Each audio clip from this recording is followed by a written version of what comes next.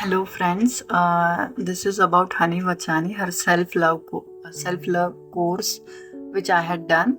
So my journey started last year in October 2023. So before taking up the self love course, I was like, I didn't have love for my own self, and this life was just a burden. I was seeking freedom from everything. Everything मतलब हर चीज़ एक burden लगती थी. That time I had delivered a baby boy. It was in August. And I use to feel like क्यों इसे मेरे गले बांध दिया है और मुझे नहीं चाहिए ये. एंड इन लॉज का भी मतलब साल भर पहले की बातें भी इतनी फ्रेश लेके रखी हैं मैंने. I use to beat my child. मतलब मेरा पहला लड़का भी है, ही वॉज 3 years ओल्ड. सारा गुस्सा उस पर निकालना है, फ्रस्ट्रेशन उस पर निकालना है. जैसे वो मालिश वालिश भी करती थी नहलाने के लिए, इतनी ज़ोर ज़ोर से हाथ मुँह मरोड़ देती थी ना, वो बच्चा क्या बोल सकता है. तो it was like all the anger that was taking some of the other जो भी उसको बोल सकता है, फॉर्म्स वगैरह. तो ये सब करती थी. And then I didn't know कि ऐसा भी कुछ होता है सेल्फ लव वगैरह. हर जगह मुझे हनी बचानी के ऐड दिखते थे. शायद भगवान ही हमें दिखा रहा. तो I just thought of talking to Honey one day. तो मैंने उनको मैसेज किया कि I have forgotten how to smile. She was like oh God, let's pray for you today.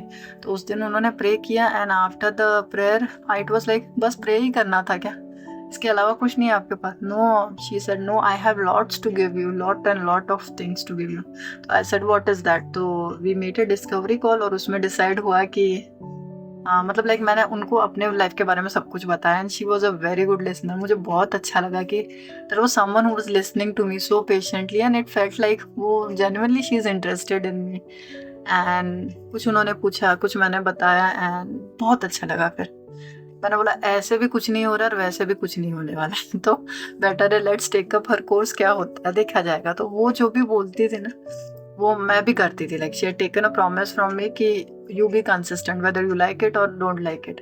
तो मैंने उनको पहले ही बोला था ये मिरर वर्क वगैरह सब मैंने सुना है किसी काम के नहीं है. बोले किसी काम के नहीं, बोला है करो, और करती तो रिजल्ट भी आता. तो फिर उन्होंने ऐसे ही कुछ एफर्मेशंस दिए थे स्टार्टिंग में. एंड ड्रेसअप वगैरह करके do what you like. And mirror में कुछ सेंटेंसेस बोल देते हैं. तो हर first sentence was I am open and receptive to all good. तो वो खुलापन तो कभी था ही नहीं.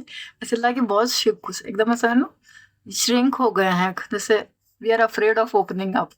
तो बट वो किया कैसे करते थे पता है. डिलीवरी हुई थी तो वो रेस्ट पीरियड चल रहा था.